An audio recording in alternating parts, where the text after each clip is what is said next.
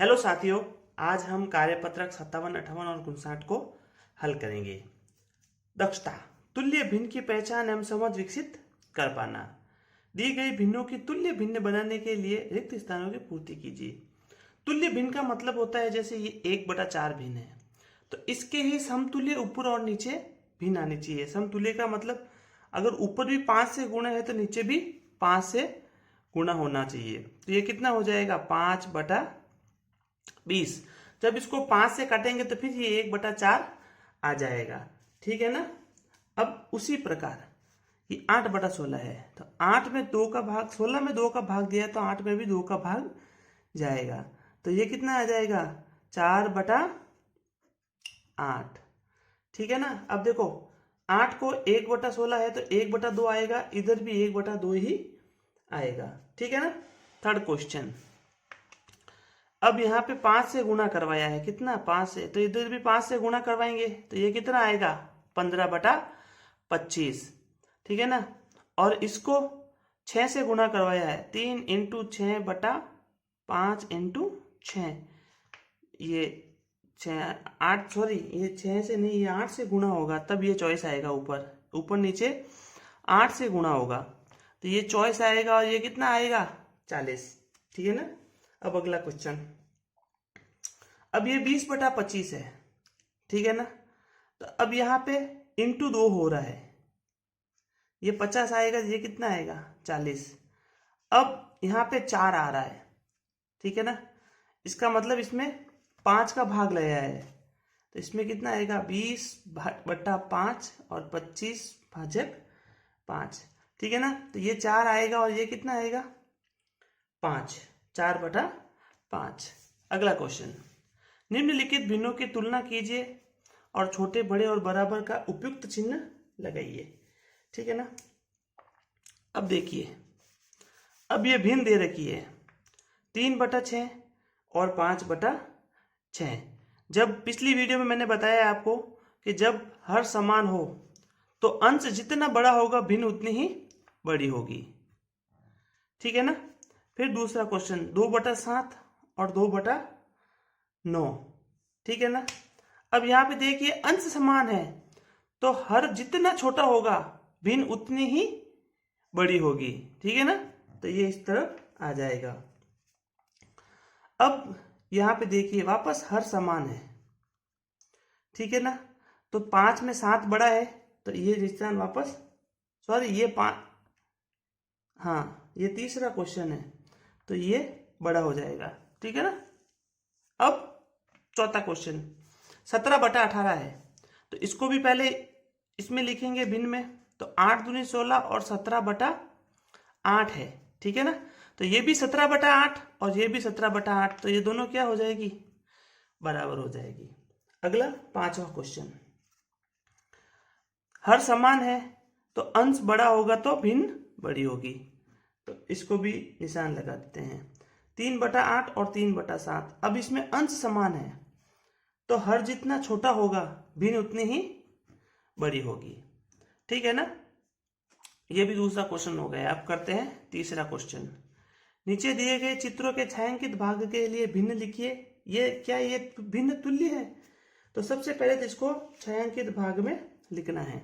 तो 1 2 3 4 5 6 7 8 बॉक्स है, total 8 box है और छायांकित कितने हैं 6, तो ये हो जाएगा 6/8। अब इसको 2 से काटेंगे तो ये 3 बार और ये 4 बार, तो 3/4। फिर इसको 1 2 3 4 5 6 7 8 9 10 11 12, टोटल भिन्न कितनी है 12। ठीक है ना। और उसमें से कलर कितनी है 9। अब इसको 3 से काटेंगे तो 3/4। ठीक है ना। अब ये 1 2 3 4 1 2 3 4, टोटल 16 खाने हैं। ठीक है ना। और ये कितने हैं छायांकित 12 है। अगेन 3 से काटेंगे तो ये 4 बार कटेगा। ठीक है ना। तो 4 3 12 और 4 चौक 16, ये वाला। अब अगला वाला 1 2 3 4 5 6 7 8 9 10 11 12 13 14 15 16 17 18 19 20, टोटल कितने हैं 20। और छायांकित कितने हैं 1 2 3 4 5, टोटल 15। ठीक है ना। अब 5 से काटेंगे तो भी 3/4 आएगा। अब देखिए इसमें भी 3/4, इसमें भी 3/4, इसमें भी 3/4, इसमें भी 3/4। तो ये सब क्या है? तुल्य भिन्न है। तो ये कहेंगे हाँ ये सभी तुल्य भिन्न है। ठीक है ना। अगला क्वेश्चन, चौथा क्वेश्चन, निम्नलिखित भिन्नों में 5-5 तुल्य भिन्न लिखिए। अब 2/5 की तुल्य भिन्न लिखनी है।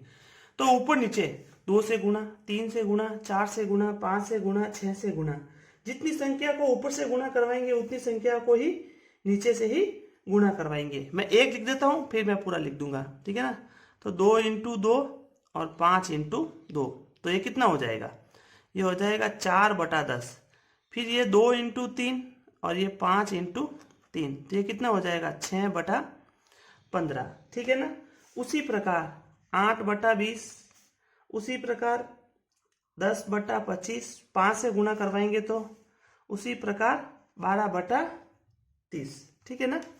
अब 3/4, तो ये हो जाएगा 6/8, 9/12, ठीक है नहीं, 12/16, 15/20, ठीक है ना, और 18/24।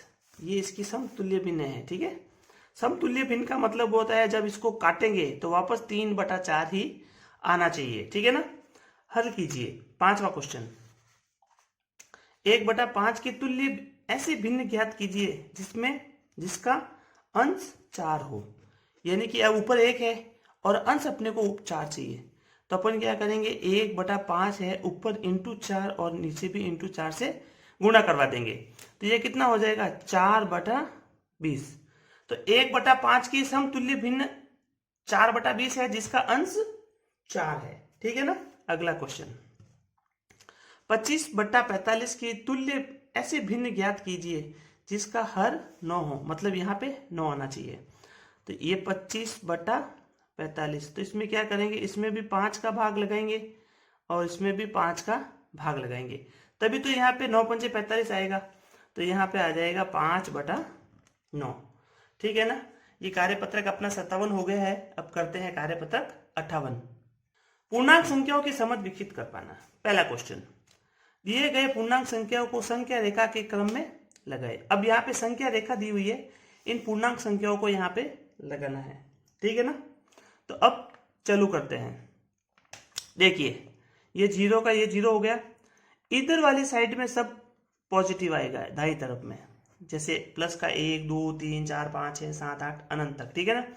और इस तरफ ये आएगा ऋणात्मक। क्या आएगा? ऋणात्मक। ठीक है ना। यानी कि माइनस की संख्या -1 -2 -3 -4 -5 इस तरफ जाएगी। ठीक है ना। तो अब 0 का 0 तो हो गया। अब यहाँ पे 5 और 6 धनात्मक हैं, तो 1 2 3 4, ये 5 और ये 6। ठीक है ना। अब माइनस का 2 और माइनस का 7, तो माइनस का 1 माइनस का 2 3 4 5 6 और माइनस का 7। ठीक है ना। दूसरा क्वेश्चन, सॉरी पहले का ख। अब इस संख्या दी हुई है, इसको यहाँ पे लगाना है। तो अब यहाँ पे देखिए ये तो है छोटी और ये है संख्या बड़ी, लेकिन ये सब 5 की गुणक है। क्या है? 5 के पहाड़े में 10 भी आता है, 20 भी आता है, 15 भी आता है और 25 भी आता है। तो प्रत्येक एक संख्या को हम यहाँ पे 5 से गुणक में लिखेंगे। तो सबसे पहले प्लस में कितनी है? 10 और 20। ठीक है ना। तो यहाँ से गिनेंगे, धनात्मक यहाँ आएगी 5, फिर ये 10, ठीक है ना, 15 और 20। फिर इधर की तरफ जाएंगे तो माइनस के 5, ठीक है ना, माइनस के 10, माइनस के 15, माइनस के 20 और माइनस के 25। 15, 20 और 25। अगला क्वेश्चन, अब ये देखिए, अब यहाँ पे ये सब 3 के गुणक है। ठीक है ना, 3 के गुणक है, या आप ऐसा बोल सकते 6 के भी गुणक है, क्योंकि 6 के पहाड़े में 6 आएगा, 12 आएगा, 18 आएगा, 30 आएगा और 24 आएगा। ठीक है ना। तो मैं 6 के गुणक से लिखता हूं। तो प्लस की संख्या तो है 30 और 12, तो ये 6 और 6 दूनी 12। ठीक है ना। अब 30 करना है तो 12, 18, 24 और 30। आप ऐसे भी गिन सकते हैं, 1, 2, 3, 4 और 5, 5 छंग 30, तो 30 यहाँ पे आएगा। अब यहाँ पे -6, तो यहाँ पे आएगा -6, फिर 18, तो 12 और माइनस के 18, फिर ये माइनस के 24। ठीक है ना। दूसरा क्वेश्चन। वीडियो अच्छा लगा है तो लाइक, शेयर और सब्सक्राइब करते रहिए। दी गई संख्याओं की तुलना करके बताएं कि कथन सत्य है या असत्य है। अब अपने को ये बताना है कि कथन ये सत्य है या असत्य है। संख्या रेखा पर -8 -10 के दाईं ओर स्थित है, सत्य कथन है। कैसे आया? जैसे मान लीजिए ये संख्या रेखा है, ठीक है ना, ये यहाँ पे 0 है। अब यहाँ पे -8 है, ठीक है ना, और यहाँ पे -10 है, ठीक है ना। तो ये जो -8 है, ठीक है ना, -10 के दाईं ओर स्थित है, तो ये 10 यह हो गया, तो ये किधर दाईं ओर स्थित है, ये वाला पोजीशन दाईं ओर है, ठीक है ना, और ये वाला पोजीशन बाईं ओर है। तो ये कथन सत्य है, क्योंकि 10 के पहले 8 आ गया। अगर 10 के बाद में 8 आता तो ये कथन असत्य हो जाता। ठीक है ना। ख, संख्या रेखा पर -50 -51 के दाईं ओर है, तो ये -50 है, ये -51 के दाईं ओर है। इसी प्रकार जैसे ये था वैसे के वैसे ये है, ये भी सत्य है। ठीक है ना। सबसे छोटा ऋणात्मक पूर्णांक -1 है।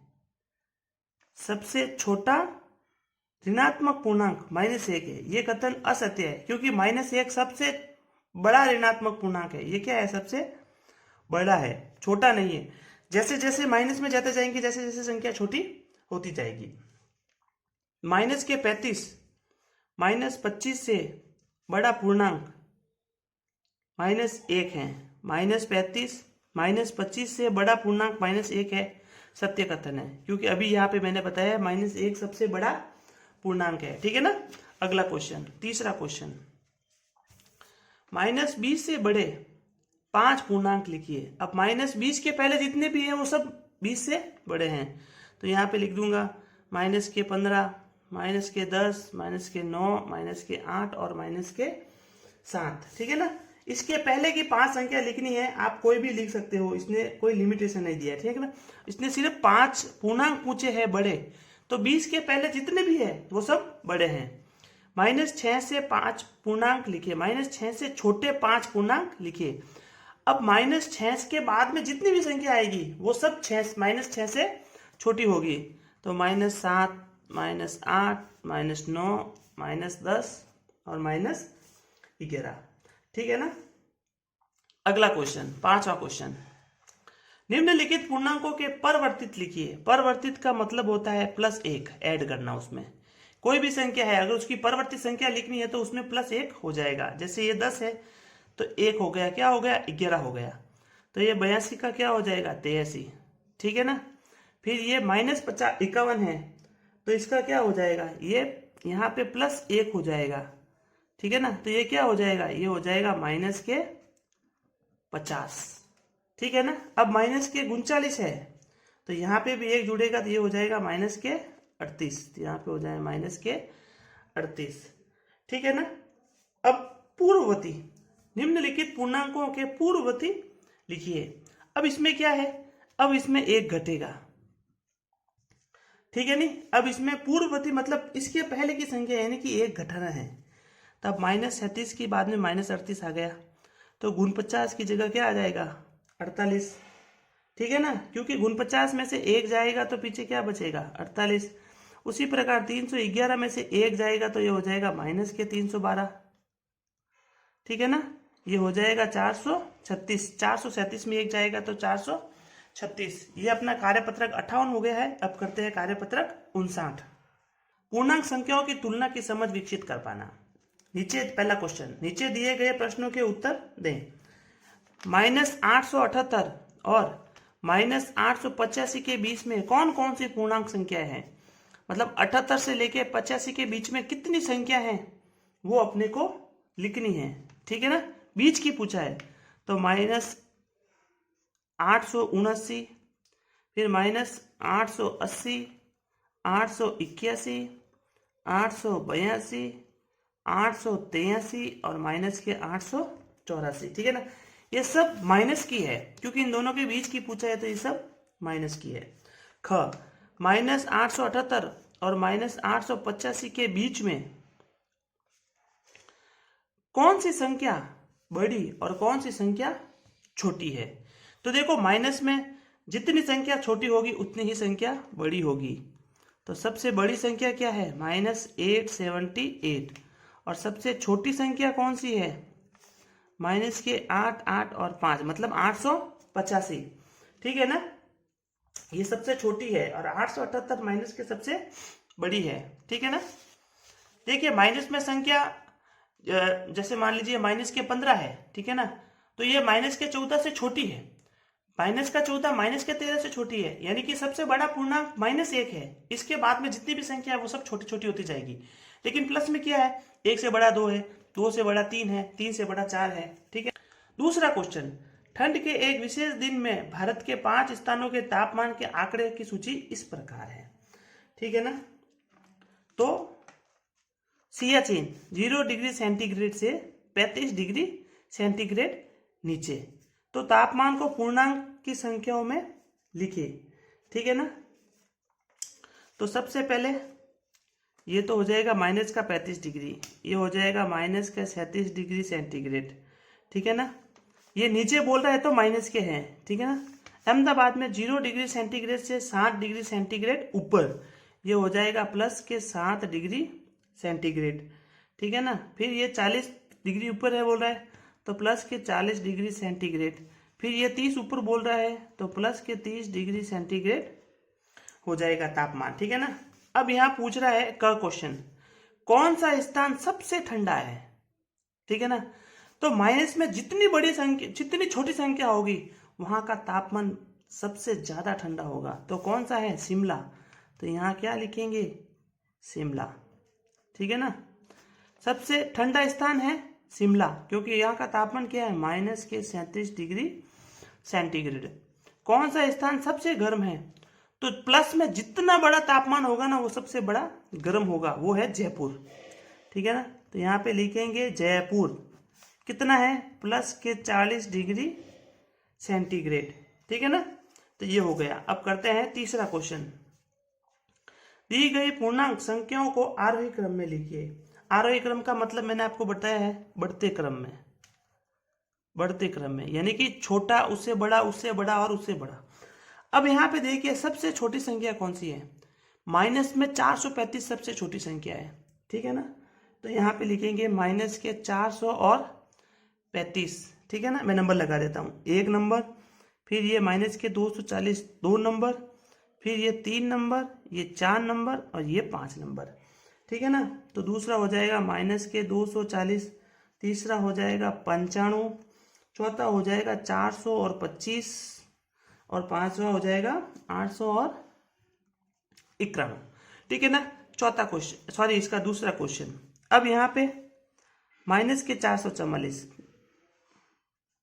ये 1 हो गया, ये 2 हो गया, ये 3, ये 4 और ये 5। फिर ये माइनस के 2222, फिर 0।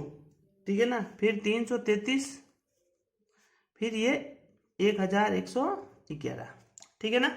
चौथा क्वेश्चन, दी गई पूर्णांक संख्याओं को अवरोही क्रम में लिखना है। अवरोही क्रम का मतलब होता है घटते क्रम में, सबसे बड़ा उससे छोटा, उससे छोटा, उससे छोटा, उससे छोटा। तो अब यहाँ पे देखिए -13, -57, प्लस का 54, यानी कि सबसे बड़ी संख्या क्या है? ये। उससे छोटी संख्या आप देखेंगे तो ये -2 डिग्री, उससे छोटी संख्या -13 डिग्री, उससे छोटी संख्या -57 की, और सबसे बड़ी संख्या, सबसे छोटी संख्या -100 डिग्री। तो यहाँ पे लिखेंगे सबसे पहली संख्या है 54 डिग्री सेंटीग्रेड, उसके बाद वाली संख्या है -2 डिग्री सेंटीग्रेड, उसके बाद वाली संख्या है -13 डिग्री सेंटीग्रेड, उसके बाद में है -54 डिग्री सेंटीग्रेड और उसके बाद में है -100 डिग्री सेंटीग्रेड। ठीक है ना? अब उसी प्रकार इसको कर लेते हैं। अब सबसे बड़ी संख्या इसमें कौन सी है? तो 117, 1711, फिर 7000। ठीक है ना? तो सबसे बड़ी संख्या है 7000। अब ये 1700 है, ठीक है ना, और ये 1111 है, तो ये हो जाएगी दूसरी, ये हो जाएगी तीसरी, ये हो जाएगी चौथी और ये हो जाएगी पांचवी। तो सबसे पहली संख्या है 7111, ठीक है ना। दूसरी संख्या है 1711, तीसरी संख्या है 1117, ठीक है ना। चौथी संख्या है 117 और पांचवी संख्या है -1711, ठीक है ना। पांचवा क्वेश्चन, निम्नलिखित कथनों के लिए सत्य असत्य लिखें, ठीक है ना। अब दो ऋणात्मक पूर्णांकों का गुणनफल धनात्मक होता है, तो ये क्या है, सत्य है। क्या है, सत्य है। क्यों कि जब देखिए ये है, जैसे गुणनफल बोल रहे हैं, यानी कि गुणा करवाना है, -2 को -2 से गुणा करवाएंगे तो क्या होएगा, प्लस का 4 आएगा, मतलब संख्या धनात्मक होती हैं तो ये धनात्मक आ रही है, क्योंकि माइनस माइनस प्लस होता है गुणे में और भाग में, इसमें माइनस माइनस प्लस होता है, लेकिन जोड़ बाकी में माइनस माइनस प्लस कभी नहीं होता है। शून्य एक ऋणात्मक पूर्णांक है, ठीक है ना, तो ये कथन हो जाएगा असत्य, क्योंकि जो शून्य है ये ना ही धनात्मक है और ना ही ऋणात्मक है, ये न्यूट्रल बोल सकते हैं इसको, ठीक है ना। तो ये कार्यपत्रक अपना 59 भी हो गया है। वीडियो को थोड़ा लाइक करते रहिए, हमारी वीडियो बनाने में बहुत मेहनत लगती है, तो वीडियो को लाइक कीजिए और वीडियो कैसा लगा है उसके बारे में कमेंट कीजिए और हमारे चैनल को सब्सक्राइब कीजिए। धन्यवाद, मिलते हैं अगले वीडियो में।